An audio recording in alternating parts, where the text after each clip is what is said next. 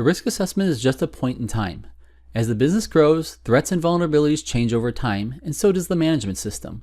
Continuously improving the management system is a requirement of the standard. In the ISMS manual, you may want to add a section on how this improvement is accomplished. The Plan, Do, Check, Act is a preferred method. Right now, you are probably going through the planning phase of this project. How do we want to set up our adherence to the standard? Next comes the actual implementation of your plan, and as you know, things don't always go as planned, so on a regular basis, you want to repeatedly monitor and check for the effectiveness of the controls.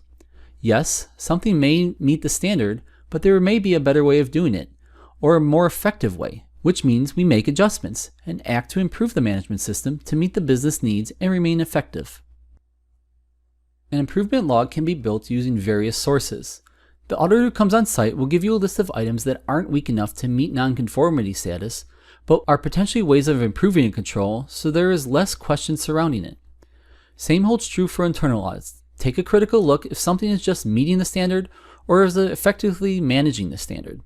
What you want to capture and show in your log is: what is the recommended improvement? Who owns the work to improve the process? When is it initially discovered? What is the agreed upon deadline to close versus the actual? And for metrics, how long did it take to close that item?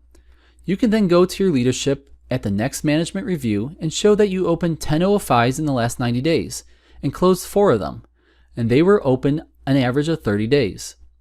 There are some other good fields here for you to use, but the most important one to talk about and something the auditor will focus on is root cause.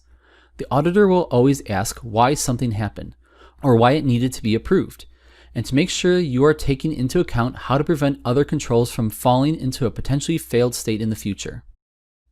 So that's a wrap on this module. The takeaways for risk management is that you need to define and stick to the process. Make it repeatable to your organization, trusted, and act upon the findings that come out of it.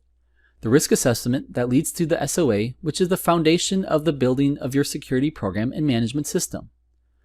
But once it is built, that is not the end of the road. You need to put a process in place to capture opportunities for improvement and continuously plan, do, check, and act.